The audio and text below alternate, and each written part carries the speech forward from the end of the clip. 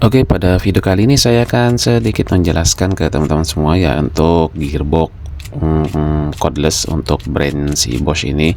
Kalau teman-teman mengira ini adalah macet ketika kita muter dari luar, nah perkiraan teman-teman itu berarti salah. Jadi untuk sistem gearboxnya si Bosch-nya itu memang sudah didesain seperti itu. Kenapa? Untuk memudahkan si usernya itu ketika proses pelepasan atau pemasangan cakbor. Jadi nggak perlu ditahan karena dia kan cakbornya kan keyless ya. Jadi untuk proses pemasangan si mata bor atau obeng itu biar nggak susah-susah banget nih, beda dengan brand yang generik. Oke, karena kita mau tahu isi daleman dari si gearboxnya cordlessnya si Bosch ini seperti apa, ini saya coba untuk buka gearboxnya satu persatu. Jadi di komponen mana sih yang menyebabkan atau yang membuat si gearbox ini terlihat seperti kok kayak macet kalau diputar dari cakbor.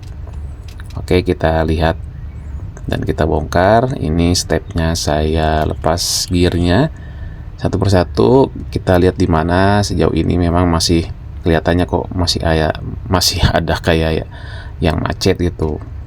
Oke, sampai di tahap gearbox yang paling dalam.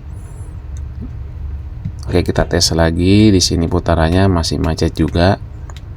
Nah, kalau teman-teman mau tahu apa yang bikin seperti macet itu, nah itu di 3 piece tabung besi ya. Nanti ini setelah saya ambil nih baru dia puternya lancar kalau misalnya muter nih dari luar.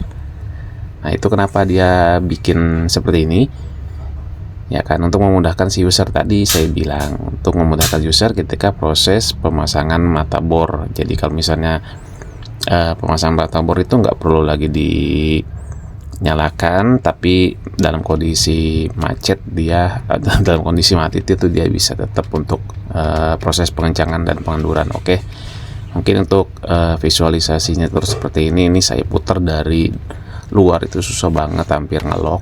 Dan ini yang border generik itu gampang banget, pakai 2 jari tangan juga udah muter. Jadi itu enaknya tuh sebenarnya untuk yang brand Bosch itu tuh seperti itu ya. Ketika nanti proses pemasangan mata bor atau obeng itu mudah gitu ya. Seperti itulah plus minusnya. Ada yang boleh dibilang tapi lumayan harganya mahal, tapi dia bisa memberikan fasilitas yang memang kita butuhkan gitu. Tapi ada juga yang memberikan harga yang nggak terlalu mahal tapi ya ala kadarnya sih. Selain itu juga materialnya juga bagus ya, dari besi semua, karena pernah saya bongkar beberapa brand itu ada yang gearnya plastik gitu. Jadi dari segi ketahanan juga mungkin sudah beda dengan brand yang ini, karena brandnya udah lumayan lama ya kan beredar di pasaran. Oke, setelah itu kita rakit aja ya. Di sini nggak ada kendala, nggak ada yang perlu diganti, nggak ada yang rusak juga, karena sifatnya untuk memberi informasi ke teman-teman semua nih gearboxnya si cordlessnya Bosch itu seperti apa.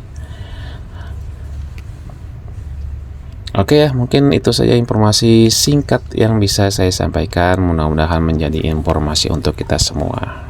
Saya Ocita Penima pamit undur diri. Terima kasih sudah menonton. Saya akhiri. Assalamualaikum warahmatullahi wabarakatuh.